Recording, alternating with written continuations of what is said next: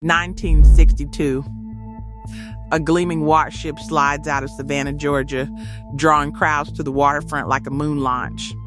No smoke from the stack, no fuel smell, no tanker trucks lined up at the dock. Just silence, and a vessel moving under power that came from a core of uranium the size of a kitchen refrigerator. That ship could circle the Earth 14 times on a single load of fuel. It worked exactly as designed. It never had a serious accident. It ran for years. And then it was quietly retired, and the entire idea of nuclear cargo shipping died with almost no public argument. That is the part worth understanding. Because this wasn't a story of a technology that blew up. It was a story of a technology that worked perfectly and still lost. And the reasons why I tell you something uncomfortable about how the world actually decides which machines get to exist. To understand why that matters, you need to understand what the world looked like in 1955 when the Atoms for Peace program was first taking shape. The United States had spent a decade watching nuclear energy exist only as a weapon. 2 cities leveled, an arms race accelerating, a public that associated the word nuclear with nothing except destruction. President Eisenhower wanted to change that narrative entirely. The idea was to take the same controlled fission technology powering United States Navy submarines and demonstrate it doing something peaceful, something visible, something that moved across the world's oceans in plain sight, carrying cargo, carrying passengers, proving that the atom could build instead of destroy. The NS Savannah was the flagship of that idea. She was not just an engineering project. She was a diplomatic statement with a propeller shaft. On paper, the math behind her was staggering. A conventional cargo ship burns through roughly 300,000 gallons of bunker fuel every single day at sea. That is a full Olympic swimming pool of the dirtiest, thickest petroleum on Earth, consumed in 24 hours just to keep the propeller turning. Over a single long voyage from New York to Yokohama, one ship swallows enough fuel to fill a small office building floor to ceiling. The Savannah needed none of it. Her reactor core held enough enriched uranium to run continuously for 3.5 years. No refueling stops, no fuel docks, no dependency on oil prices in any port city along the route, just sustained, controlled heat from a process happening at the atomic level, deep inside a shielded chamber below the waterline. Here's how the machine actually worked. Inside the reactor pressure vessel, uranium-full rods sat arranged in a precise geometric pattern. Neutrons fired between them in a controlled chain reaction.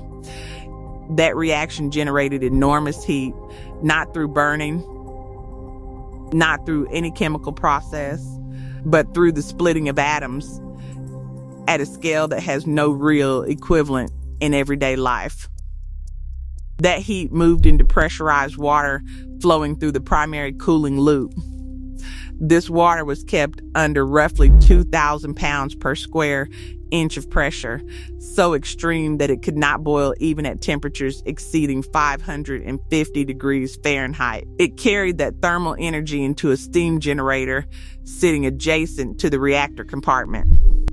In the steam generator, a completely separate loop of water absorbed the heat and flashed instantly into high-pressure steam.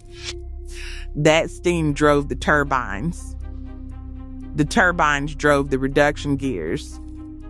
The reduction gears turned the propeller shaft. A ship displacing 22,000 tons moved through open ocean, thousands of miles from the nearest fuel source, producing zero exhaust from combustion.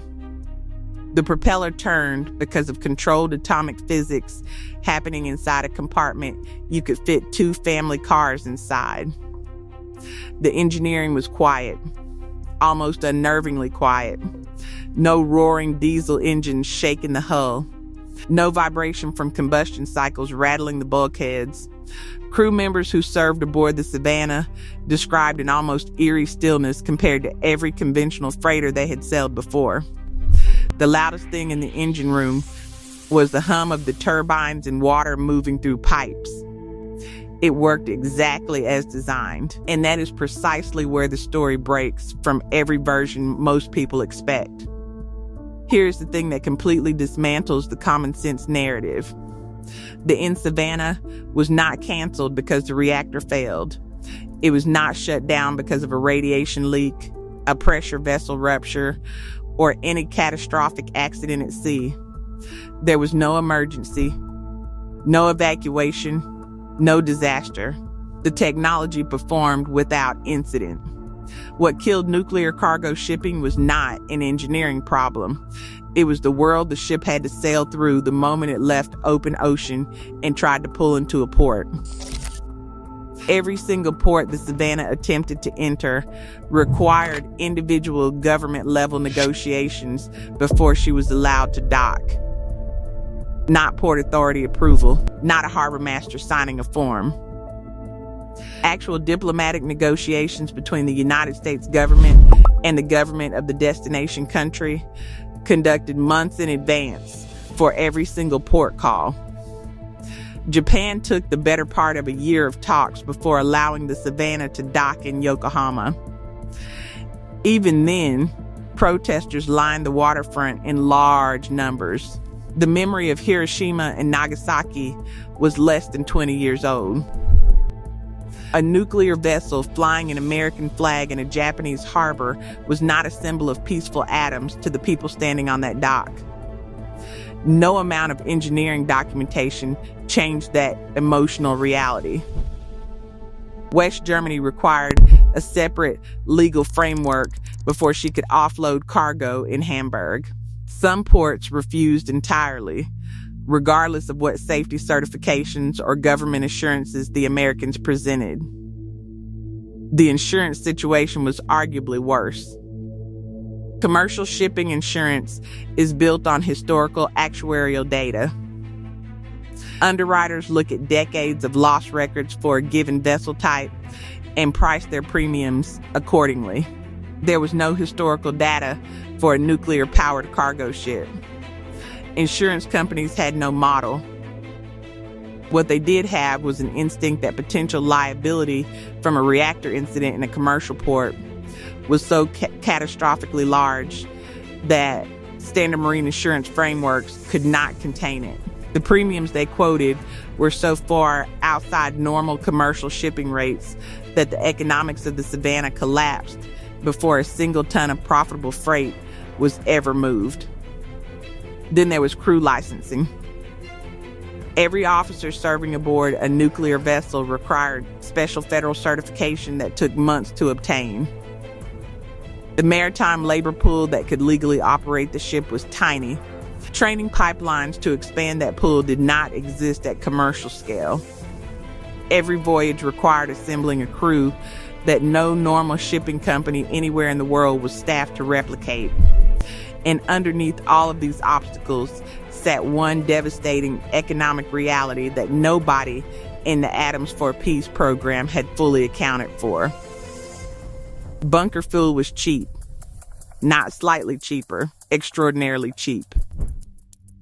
In the 1960s, heavy fuel oil was priced at a level that made the entire operating cost advantage of nuclear propulsion essentially invisible on a commercial balance sheet. The financial pressure that would have forced the shipping industry to absorb the political and regulatory pain of going nuclear simply did not exist. A technology can be superior in every measurable engineering dimension and still lose decisively to an entrenched system if that system is cheap enough, familiar enough, and legally simple enough to operate. The Savannah carried that lesson across every ocean she sailed, and the industry watching her was not ready to hear it.